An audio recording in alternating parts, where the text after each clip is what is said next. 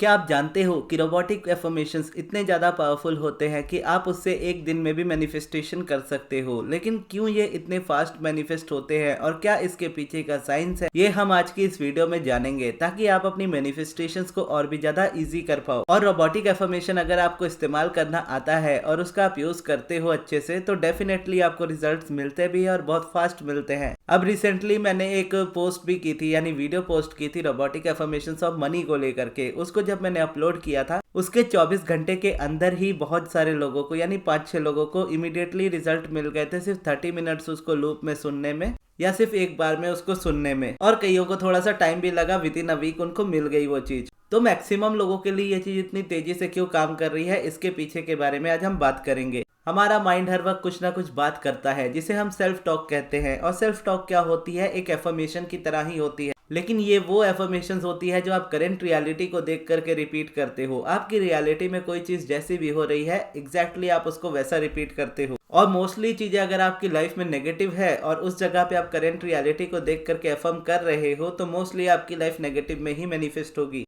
तो अगर आप इस तरीके से इसको देखो, तो अगर आप जॉब मैनिफेस्ट कर रहे हो और जॉब नहीं मिल रही है, तो कहीं ना कहीं माइंड ये अफर्म करता है कि मुझे जॉब नहीं मिलती है, मैं बहुत ट्राई कर रहा हूँ, बहुत टाइम से ट्राई कर रहा हूँ, हर एक अटेम्प्ट में मैं फेल होता हूँ, मैं कभी एग्जाम्स में पास नहीं हो पाता। तो इस तरीके के जो एफर्मेशंस है वो आपका माइंड उस समय रिपीट करेगा। लाइफ में मनी का फ्लो कम है या फिर मनी फ्लो अच्छे से नहीं हो रहा है, तो उसमें आपके एफर्मेशंस कहीं इस तरीके से हो सकते हैं कि पैसा बहुत जल्दी निकल जाता है, पैसा बहुत ज्यादा खर्च हो जाता है, पैसा मेरे पास टिकता नहीं, पैसे कमाने के मुझे और सोर्सेस नहीं मिल रहे, या फिर मैंने जिनको पैसे दिए हैं वो मुझे लौटा नहीं रहे, मेरे सारे पैसे ईएमआई में ही चले जाते हैं, फाइनेंशियली मुझ पे बहुत ज्यादा बर्डन है। अब ये भी देखोगे तो ये भी नेगेटिव एफर्मेशंस है, जिसकी वजह से आपकी लाइफ उस तरीके की नेगेटिव होती चली जाती है। सेम अगर रोबोटिक एफर्मेशंस में आप एसपी को भी देखो, स्पेसिफिक पर्सन को भी देखो, तो उस जगह पे भी ऐसा ही होता है। करंट रियलिटी में रिलेशनशिप ठीक नहीं है, तो उस जगह पे रेपुटेशन कैसा होगा कि मेरे लाइफ में एसपी नहीं है, या मेरी लाइफ में एसपी आ नहीं सकता, या एसपी मुझसे दूर हो चुका है, या अब उसकी लाइफ में कोई और इंसान है। जो भी है, ये बेसिकली आपके माइंड के एफर्मेशंस है जो आपकी करंट रियलिटी बन चुके हैं। अब क्योंकि ये करंट रियलिटी बन चुके हैं, इसलिए आप इस पे ज्यादा बिलीव करते हो, ना कि उन एफर्मेशंस पे। और इस पे बिलीव करना भी जरूरत नहीं होती है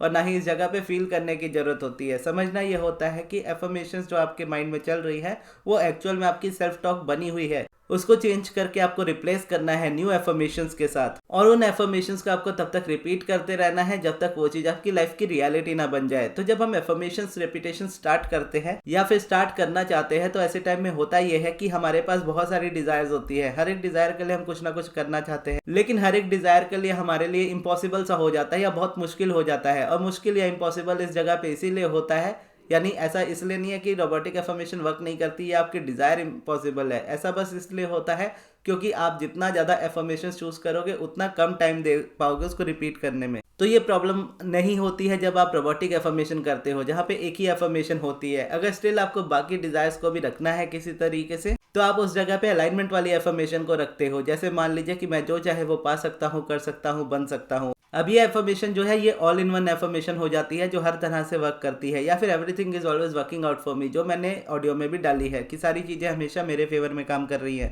तो 1, 2 या 3 इतनी एफर्मेशन रहती है तो हम उसको रिपीट कर पाते हैं कंटिन्यूअसली। तो ऐसे में आप एक एफर्मेशन ऐसी रख सकते हो, everything is always working out for me, और दूसरी आप ऐसी रख सकते हो, मान लीजिए मनी के लिए रख रहे हो, तो वही रोबोटिक एफर्मेशन जो मैंने डाली थी आप उसको सुनिए भी, उसको रिपीट भी कीजिए। अब प्रॉब्लम इस जगह पे जो भी आएगी ना, आपको हमेशा कंसिस्टेंसी मेंटेन करने की आएगी। आप कर नहीं पाओगे, वही प्रॉब्लम आएगी। तो उस प्रॉब्लम को भी सॉल्व करने के लिए अगर देखा जाए, तो वो ऑडियोज जो मैंने चैनल पे डाली है आप उसको सुन सकते हो, और उसको सुनते सुनते ही आपका माइंड उसको रिपीट करना भी स्टार्ट कर देगा, जिससे आपके लिए डेली का 10 मिनट्स का एटलीस्ट रेपिटेशन इजी हो जाएगा। क्योंकि जो भी रोबोटिक एफर्मेशन मैंने बनाई है मिनिमम 10 मिनट्स की है, जिसमें बहुत सारे रेपिटेशंस है एक ही एफर्मेशन के। तो जब आप एक बार भी उसको सुनते हो तो आपके माइंड में इतनी बार वो एफर्मेशन जाती है कि आपके माइंड को पुराने थॉट्स क्रिएट करने का टाइम ही नहीं मिलता।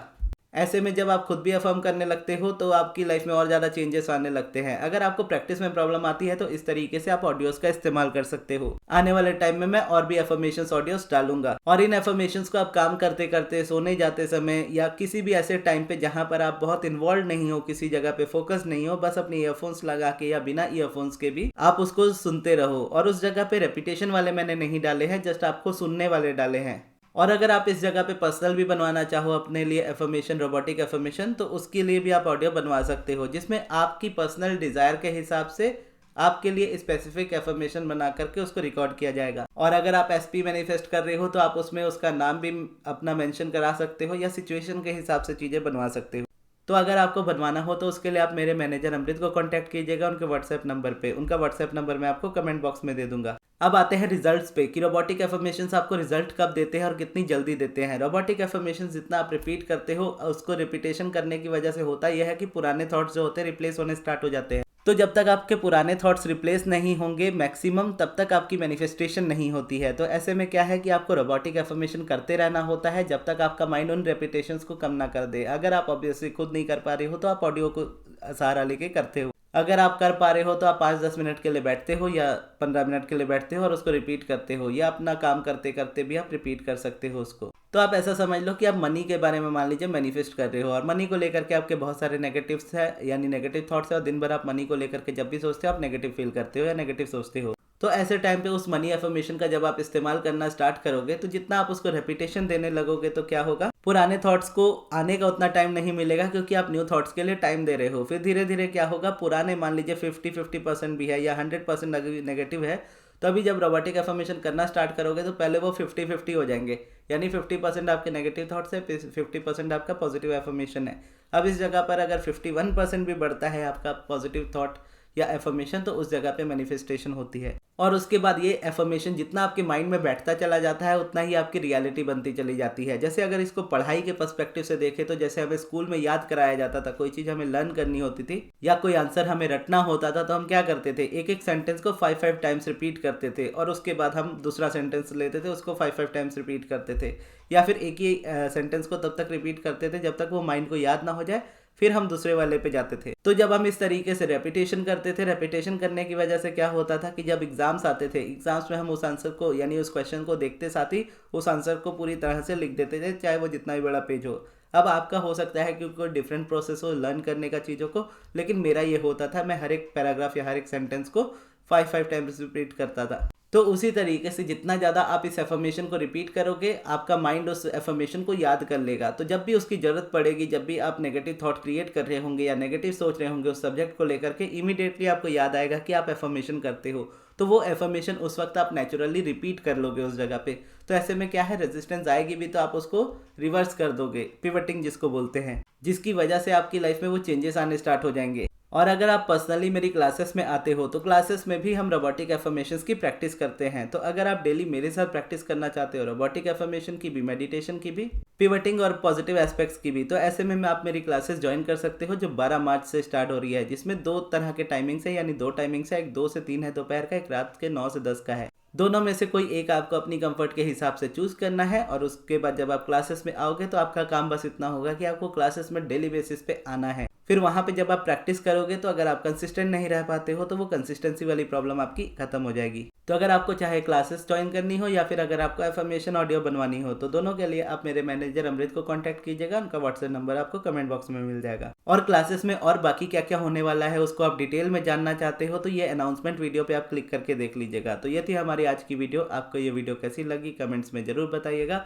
और इस वाली वीडियो को यहाँ तक देखने के लिए बहुत बहुत धन्यवाद।